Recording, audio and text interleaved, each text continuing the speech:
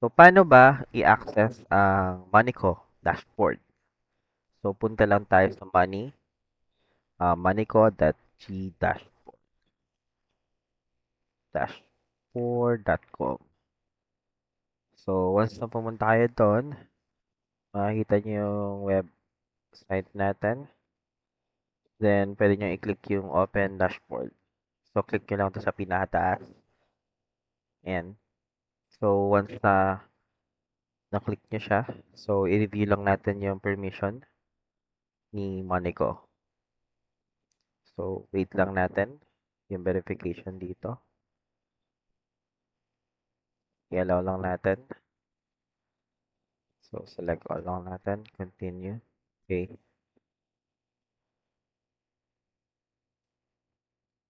So, since authorized na siya, ayun, hindi pa ako na-authorize. Kailangan ko kasing ibigay ito sa mismong kay Sir G sa akin. So, i-allow ko muna yung member na to. So, wait a minute. Kunin ko lang yung pinaka dagdag ko lang dito. Ayan. So, nasa allowed list ko na si member. So, once na nasa allowed list ko na, may i-run lang ako. And then, pwede na mag-access user. So, yan. Pwede na mag-access. So, once na allowed ko na si user, so, pwede na siyang gumamit ng app. So, currently, nag-generate ito ng database or Google Sheet dedicated mismo sa user na to. Sa sample user natin. So, refresh lang natin. Isa pang ulit.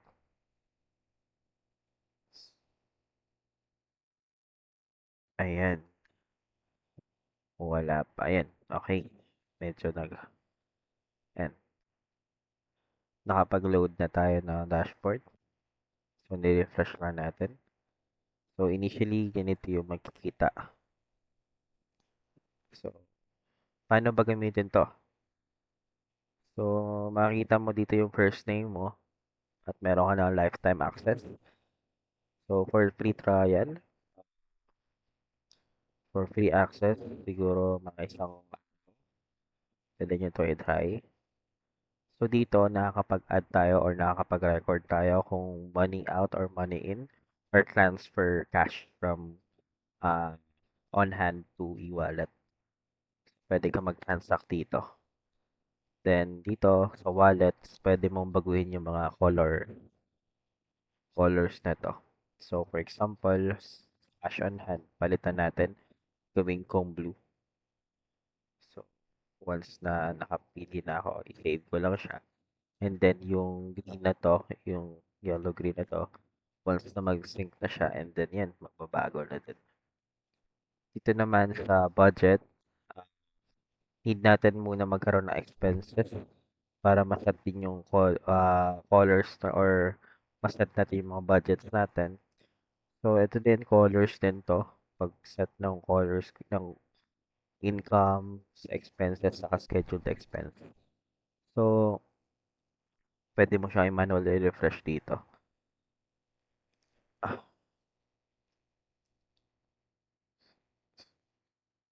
So, once na niload natin ulit yung dashboard, ah, makikita mo dito na for the month ay yung filter natin ng data. And then, dito yung current income, ito yung expenses. Expenses, meron tayong two types, yung paid at scheduled. Meaning ng paid is nalabas mo ng pera, yung scheduled is yung ah, gagastusin mo pa lang or babayaran mo pa lang. Like, mga monthly bills, gano'n. So, sa locations, default meron tayong Maya sa Gcash. Sa expenses, dito na pupunta yung mga category. So, in case maglalagay tayo ng expenses categories like food, transportation, makikita dito.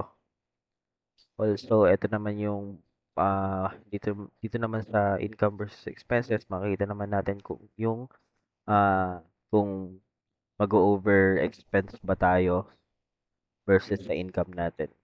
So, kita mo din dito yung scheduled expense kung lalagpas ka na. So, next is yung sa spending versus budget.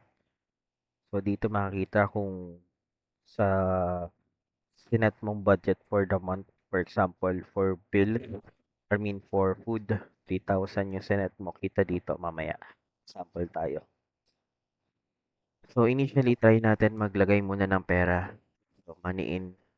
So, lagay natin. Sabihin na natin 8,000. Tapos, category, mag-set tayo ng category like salary. Salary, ito, salary. Pili tayo ng icon na pang salary. Yan, salary. Yan. Save record lang natin. So, ayun, magre-reflect yung 8,000 dito. Tapos, so, kita natin yung graph. Meron tayong cash o maya. And then, dito rin yung mga past transaction. So, may plus 8,000 tayo. Pwede mo dito i-modify kung namali ka. Gawin natin 8,500. So, mag-update din yung dashboard natin. And, pwede mo din i-delete dito. And, pwede ka mag-search.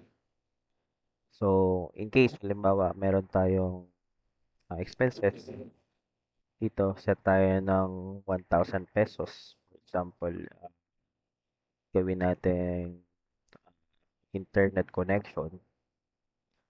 Hanap tayo ng internet connection. Ito na lang. Internet.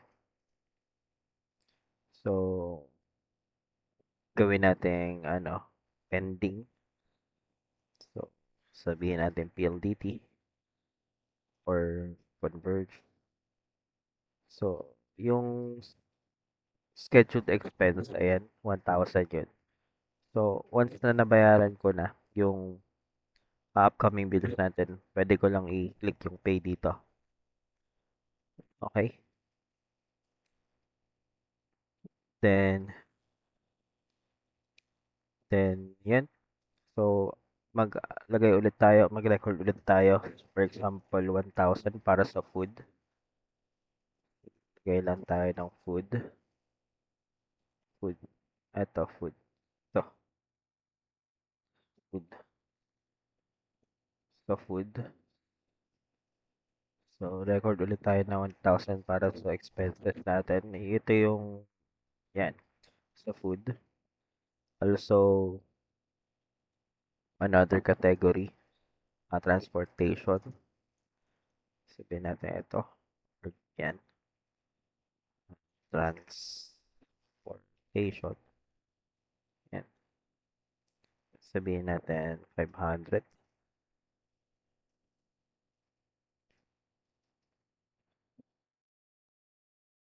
Yan. So, 33% napunta sa food. I mean, sa transportation. 67% sa food. So, yan yung pie graph ng cash expenses natin. So, kita din dito yung history. So, ngayon, makikita mo yung current pera mo ngayon is 7,000 cash on hand. So, what if nag-set ako ng budget for food? Gawin natin for the month, 4,000 talaga yung budget natin. Sa internet, 1,200. For transportation, sabihin natin, 1,210. So, save budgets lang natin yan. Then, yung spending budget natin dito, update din. So, may meter dito kung mapupuno na yung specific budget natin. Ayan.